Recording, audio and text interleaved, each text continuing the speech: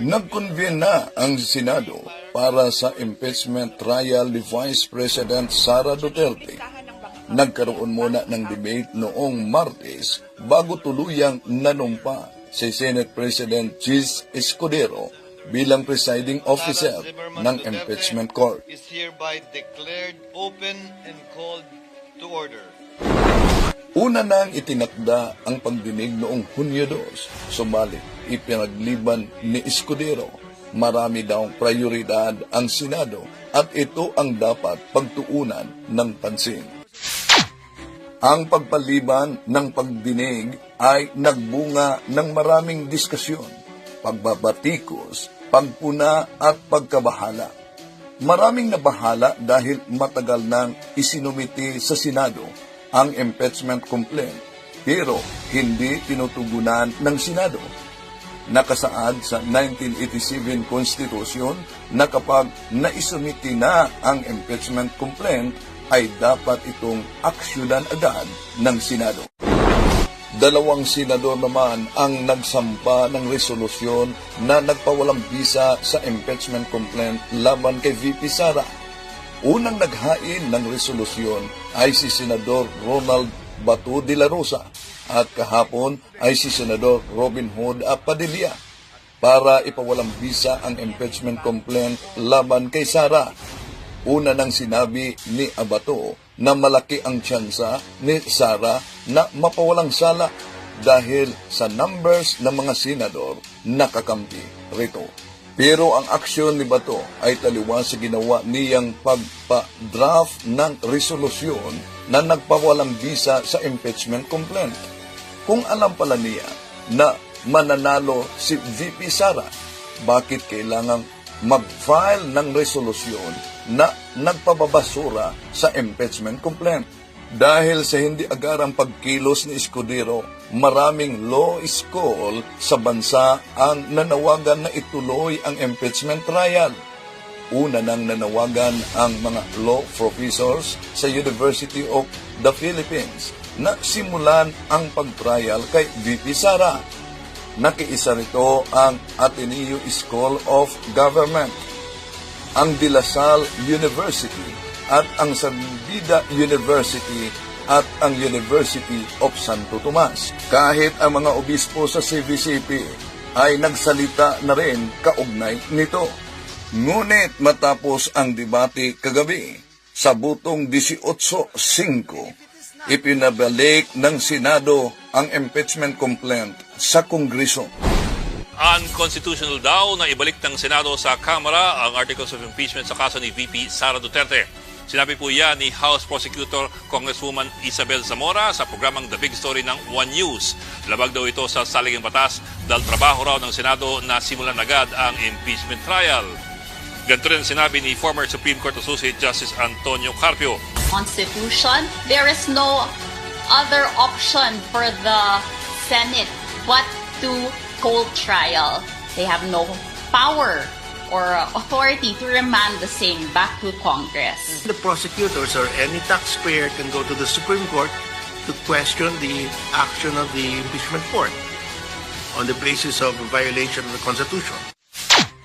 Kayo, pabor ba kayong hayaang gumulong na lang ang impeachment trial laban kay VP Sara? Hayaang ilantad ang mga inaakusa sa kanya para marinig ng taong bayan. Hayaan namang marinig ang mga depensa ni VP Sara. Huwag hadlangan ang pagsaliksik ng katotohanan. Tara, tatalakayin natin ito.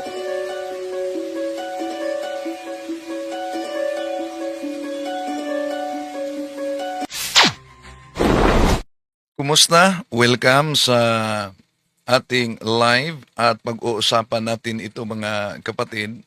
May nag-message sa atin, ito, sabi niya, Bro Wendell, ask ko lang, meron po ba tayong authority makialam sa politics dito sa Pilipinas? Kung meron, paliwanag ninyo para maintindihan ng karamihan. Salamat daan. Cebuano pala ito, Salamat daan. Okay. So, ating ipaliwanag yan, kapatid, no? Una, yung katanungan mo kaugnay sa sinabi mong, sandali ha, sabi mong, ito, Bro Wendell, ask ko lang, meron po ba tayong authority na makialam sa politics dito sa Pilipinas? Kung meron, paliwanag ninyo po para maintindihan ng karamihan. Salamat, Daan. Okay, papaliwanag ko yan, kapatid. Meron ba tayong authority bilang mga Pilipino citizen na makilahok lalo na sa usaping politika? Meron. Kahit na ang mga CFD dahil bago sila pinadala sa isang misyon, ito po ang sinumpaan ng karamihan. Sabi ng spiritual director, do you pledge to serve the church and this organization with humility, respect, and commitment to justice and peace? O, yun. At may sagot diyan ang CFD na I do. No. Pero may mga nagkomento dito, Cebuano ito ang komento niya. Nila. Ikaw bro, dapat good feel ka lang. Huwag ka sa politika. Gospel siguro. Huwag ka sa politika. Si Jerry Ikinan. 1 hour ago ang comment niya. Si Bisaya Channel, stop na Brad Wendell. Mawad-an man ta og respeto nimo. Unya kay BBM, adik, klaro man gyud. Yun ang kanyang sabi.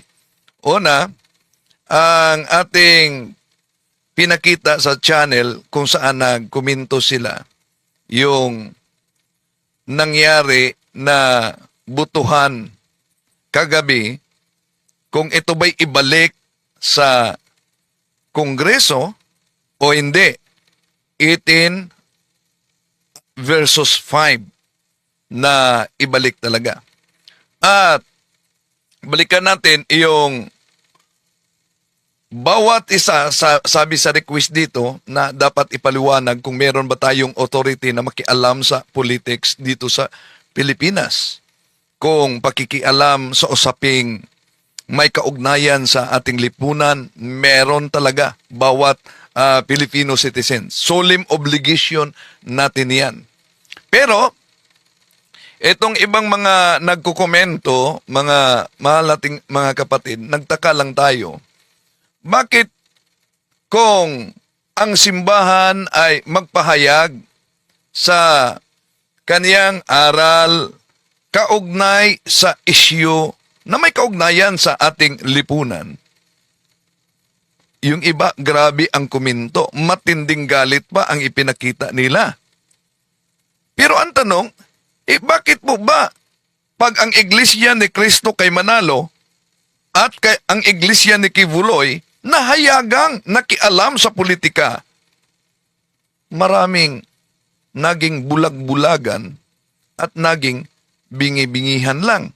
Kung maalala ninyo, di po ba, si Torre, dahil sabi pa ni General Marbel, hinikayat na di tanggapin umano ang kanyang bagong assignment sa Region 11. At dahil hindi niya sinunod, yon ang dahilang natiwalag siya. Ayon yan kay Marbel. Pakinggan natin muli. You know, ito isang sikreto. I hope General Torre will forgive me. But this is one secret na ngayon ko lang nalaman. At, and ito po is a secret. I hope General Torre will not in any way get mad at me. Alam mo, Mr. General Torre was asked by someone from his religion na huwag tanggapin itong Region 11 as RD, Region 11. Kung hindi, that's a political implication and that's a religious implication. And I know Nick Torre choose the other side. Service first before anything else. And I congratulate you, boss. Yun ang hindi niyo po nakita. I think natiwalag siya dun sa kanyang religion, and that's something that ang sasabi ko nga, it's always service first before anything else. Congratulations po sa inyo, and all my respect and salute. Iyon ang isinapubliko ni General Marbil noon kung bakit natiwalag, hayagan talaga yung pakikialam ng INC kaugnay dito. At hindi lang yan, doktrina nila, pag matiwalag ka sa kanilang sikta, di ka na daw maliligtas. Napaloob sa Iglesia ni Cristo na hindi naman nakapanatiling karapat-dapat sapagkat hindi na sumusunod sa mga aral po ng Panginoon Diyos, itinitiwalago, inaalis sa Iglesia at yun ay hindi maliligtas. O yan, inaalis sa iglesia at yun daw ay hindi maliligtas. Ngayon, balikan natin yung pakiusap dito sa ating kapatid na sabi niya, balikan muna natin, request niya. Eto, Bro Windel, ask ko lang, meron po ba tayong authority makialam sa politics dito sa Pilipinas? Kung meron, ipaliwanag niyo po para maintindihan ng karamihan. Salamat daan. So, ibig sabihin, Cebuano siya, no? Salamat daan. Oh. So, lalo na narinig ninyo yung pahayag mismo ni Cardinal Ambu David na ayon kay Cardinal David, sabi niya, to delay, dismiss, or ignore such a process for reasons of political convenience is to betray the Constitution and the people's trust. We appeal to all senators, especially to those in leadership, to allow the constitutional process to proceed without obstruction. If there is nothing to hide, there is nothing to fear. Yun ang pahayag ni Cardinal Ambu David, mga kapatid.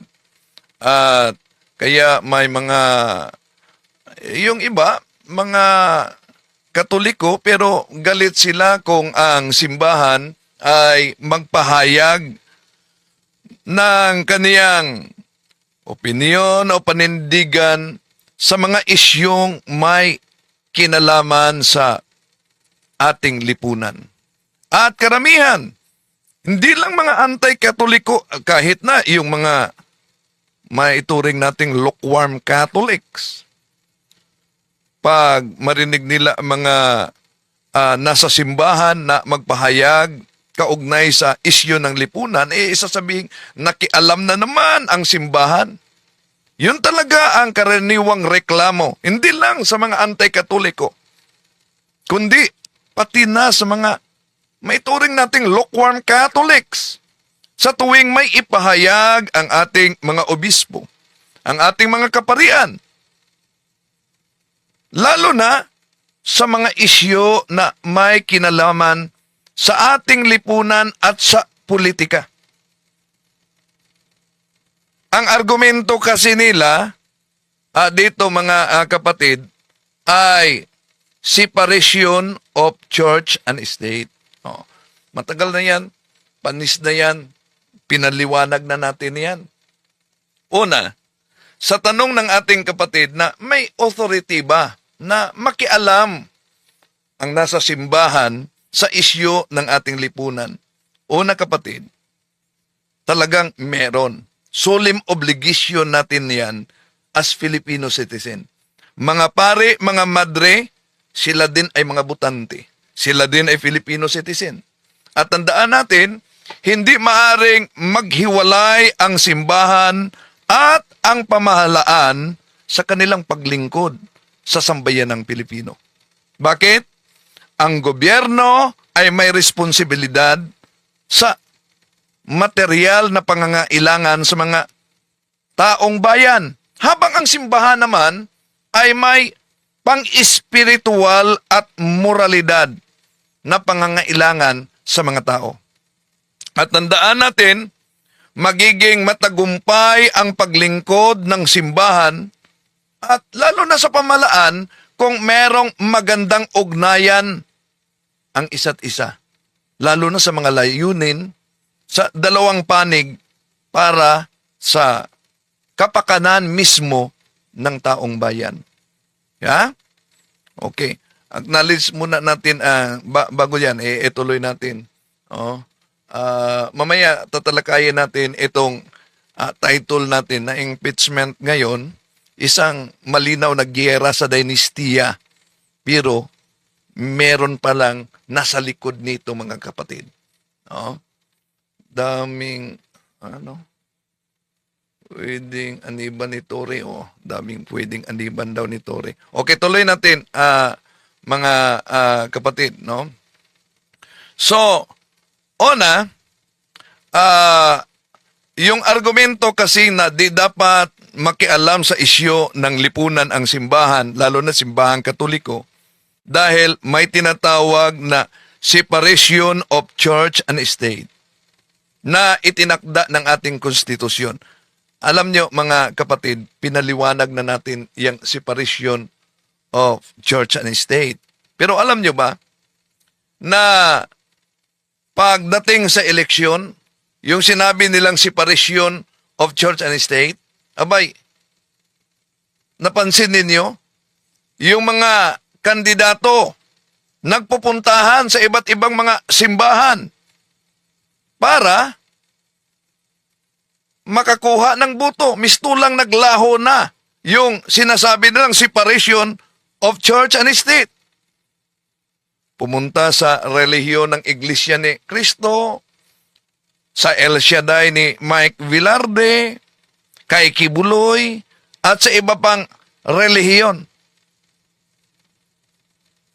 So, bakit kailangan ang nasa simbahan ay makialam sa isyu sa ating lipunan? Una, ang ating konstitusyon, may unang bahagi sa ating konstitusyon. May panimula sa ating konstitusyon. Ano po ba yung panimula sa ating konstitusyon? Yun po ang tinatawag na preamble sa ating konstitusyon. We the Filipino people imploring the aid of the Almighty God. Ibig sabihin, tayong mga sambayanang Pilipino ay humihingi ng tulong sa makapangyarihang Diyos. Nasa konstitusyon natin yan. Sabi ng ating kapatid, dapat daw umano sa gospel lang.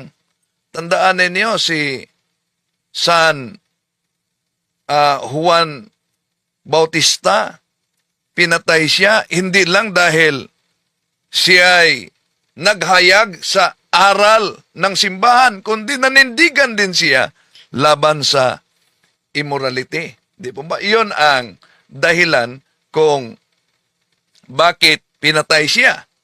Ngayon, balikan natin ang mismong panimula sa ating konstitusyon, yung tinatawag na preamble, na pinamemorize yan kahit na sa first year college, di ba?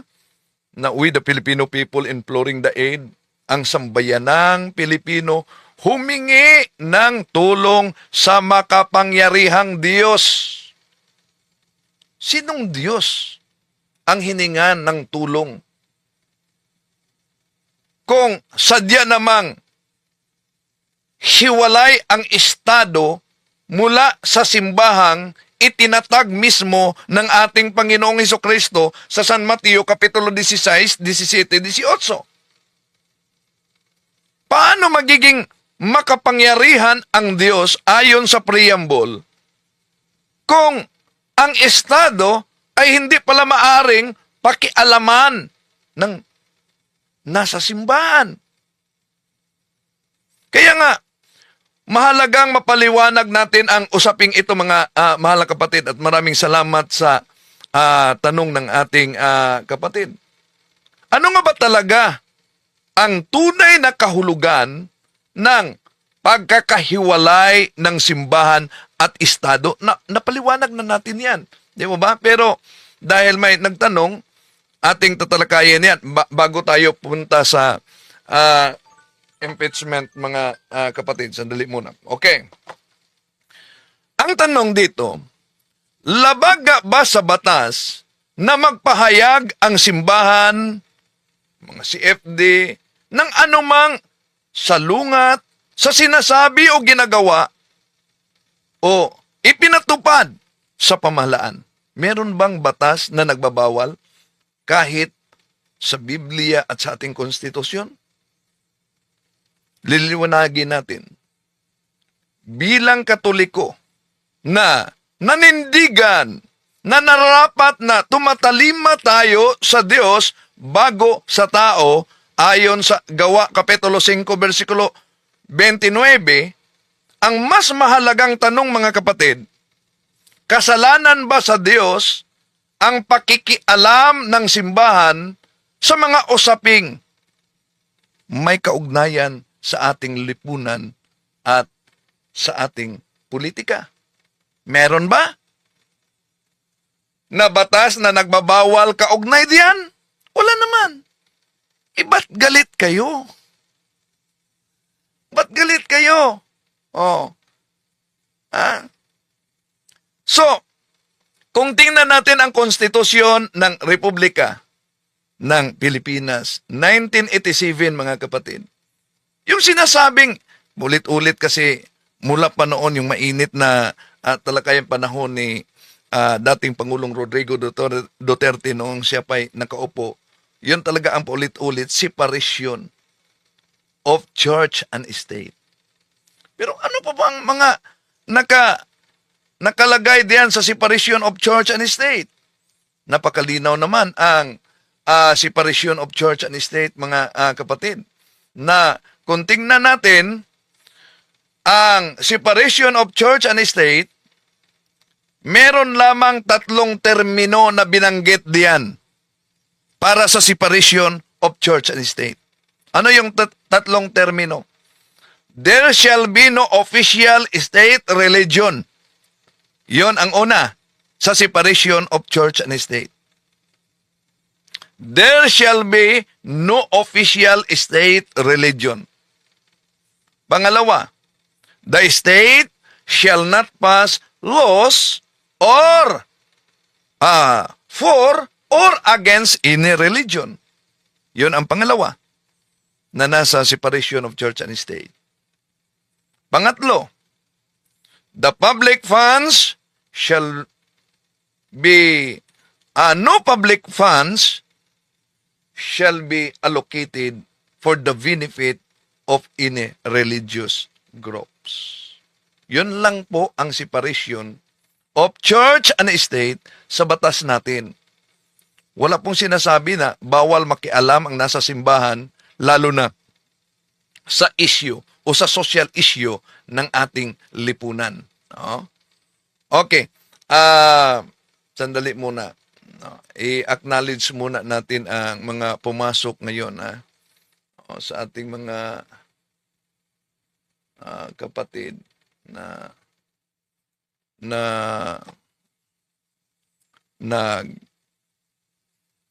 nagpasok ngayon. Acknowledge natin muna. Okay.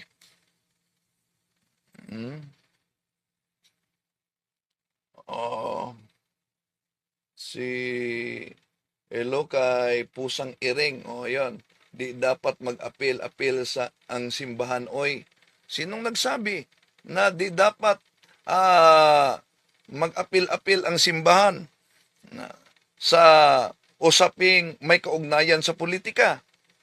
May batas bang nagbabawal kaugnay diyan? Anong batas? Yun bang separation of church and state ang ibig mong sabihin? Out of context. Dahil binanggit na natin kung ano ang nasa separation of church and state. Si Arnie Cabasag, si Armanio Fakon, buwagin na lang ang Senado kung ganyan wala ng silbi. Si Kibuloy, sabi niya, kapag siya ay mapresidente, Kongreso at Senado daw, buwagin niya. Mary San Jose, good morning. Bro Windel Talibong watching from Kuwait. Si Rosa Blanca, hello Bro Windel. Si Rose Oranio sa Taiwan. Rosa Blanca, daming pwedeng aniban itore, puros claim ng kaligtasan. Si Rose Oranio, si Jomar, sino pa ito? Si Nepo Sina Casas. Good afternoon sa lahat na mga kapatid nating nagsubaybay. Okay. Si kapatid na Arnel Molieno, hello. Sabi niya, salamat sa Diyos, Brother Wendell, patuloy na pagbigay ng liwanag sa aming usapang matuto kami sa pagtanggol sa simbahang Katoliko. Si Junard Beltran, niloko tayo ng Senado. Si Nestor Bernales, Bro Windel, ang impeachment pabor ni VP Sara, maipaliwanag niya ang mga bintang sa kanya kung di totoo. Kasi kung di niya sasagutin o ipaliwanag, sa tingin ng karamihan, totoo ang bintang. Pag may impeachment, hindi naman yan agad na guilty na. Kaya nga, binigyan ng pagkakataon na ipaliwanag. Pero, anong nangyari ngayon? Daming mga nagsabi, unconstitutional ang nangyaring ibinalik at isang diliing taktik daw ang ginawa nila ni Escudero na ibalik sa Kongreso. Ibalik sa Kongreso para ma-explain, una, gusto pa ba silang ipatuloy? Ikalawa, may bigat ba ang naturang reklamo? Natural, ang Kongreso, siya ang nag-act as Department of Justice. At parang Supreme Court na din, judge, korte, ang Senado, kaugnay sa impeachment complaint. Di ba? So, ang ngayon, anong nangyari? Yung ilang mga abogado o ilang mga senador na sila ang magiging judge, abay para bang nagiging abogado sila ni BP Sara. Kaya ayon sa pahayag ng ilang mga eksperto, ito, ang pahayag ni Attorney Romy Macalintal sa legal expert sa interview, sabi niya, pero hindi para sa mga senador na parang sila ay mga abogado para kay Sara. Sila ay nagkaroon para ng maging huwis.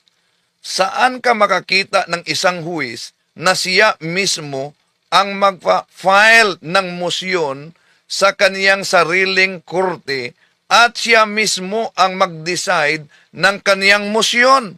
Hindi ba malaking kalukuhan yan? Yun ang sabi. Kaya si Pimentel, meron siyang pahayag ito. Kung ang synonym ng forthwith ay immediate, may synonym din po ang dismiss. Yan po ay remand at saka return. Lalo na kung makita natin that the return is not necessary to achieve the goals of the Senate President. Let's just do what the Supreme Court does when it has a case. Let's issue an advisory. Okay.